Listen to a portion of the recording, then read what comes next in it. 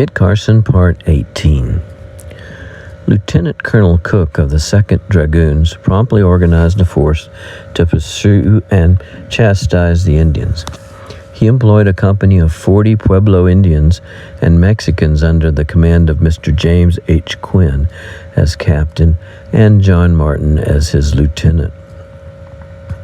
They were well qualified for the duty he assigned them, which was to act as spies, proceeding in advance of the main body and keeping the trail of the Indians. I accompanied them, serving as principal guide to the expedition. In March, the march was begun on April 4, 1854. We advanced to the Arroyo Hondo, some 10 miles north of Taos, and then moved down this stream to its junction with the Rio Grande, passing through a deep canyon, which was difficult for the troops to traverse. The Rio del Norte was high at that time, but it had to be crossed.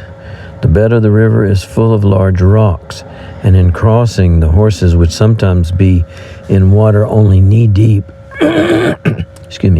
and then would have to step off a ledge into water over their backs, and would find difficulty in ascending the next rock. I took the lead and finally got across. The troops then commenced their passage, meeting with no very serious accident, save for 2 or 3 of the dragoons who came near being drowned.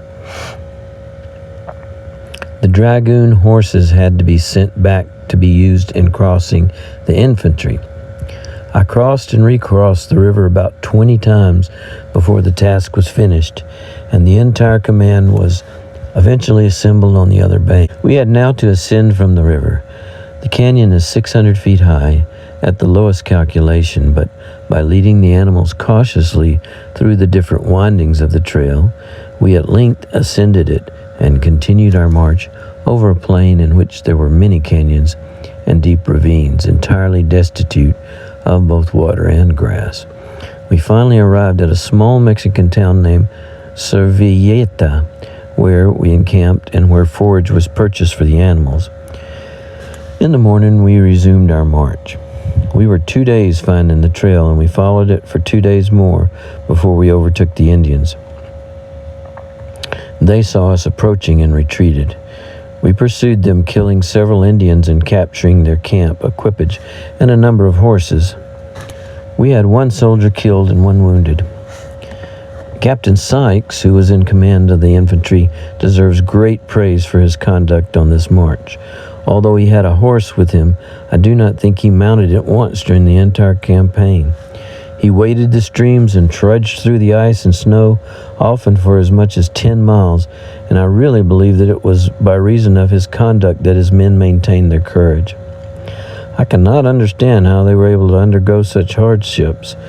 The marches were long, over high mountains covered with snow, and owing to the deficiency of means of transporting the baggage, the troops were commonly on half rations. They surely would have broken down from fatigue and the want of provisions if they had not had a leader who was always in the advance and who willingly endured the same hardships they had to undergo. When the Indians were first sighted, Captain Sykes was leading the advance with his company, the spies being some distance ahead of him.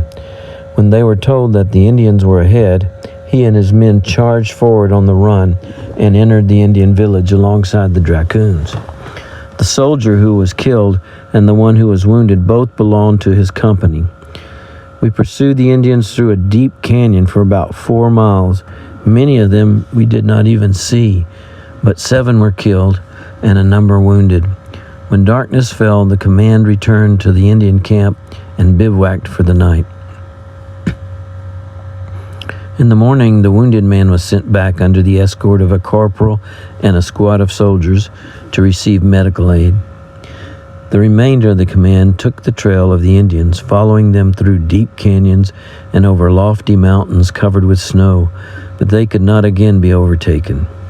They broke up into small bands, and their trails led in different directions. If one of them were followed at night, the pursuers would find they had returned almost to the same place from which they had started in the morning. The Jicarilla Apaches are the most difficult of all Indians to pursue. After an attack, they always retreat in small parties. Having no baggage, they are able to travel several days without food, and it is impossible for any body of regular troops to overtake them.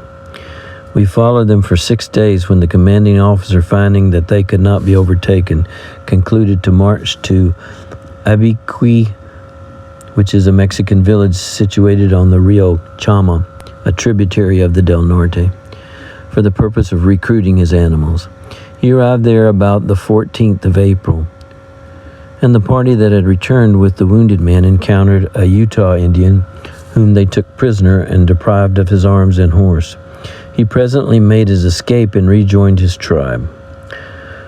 Colonel Cook was afraid that such treatment given a friendly Indian might cause his tribe to join the Indians who were at war with us, and I immediately set out for my agency at Taos, having first sent a man to the Utah village to inform the headman that I wanted to talk to them and to request them to come into the agency to see me. In a short time after my arrival, several came. I told them that the soldiers who had captured one of their tribe had done so thinking that he was an Apache, that the Americans did not wish to do them any injury, and that I hoped they would remain friendly and not render any aid to the Indians who were at war with us. If they did so, they would be treated as enemies. They promised not to render any assistance to the Apaches. I then returned the property our men had captured, and they departed while I remained at the agency. After remaining a few days at Abiqui, Colonel Cook marched in pursuit of the hostile Indians. He followed them several days when he was caught in a snowstorm, and the trail being many days old and the ground covered with snow, it was useless to proceed further.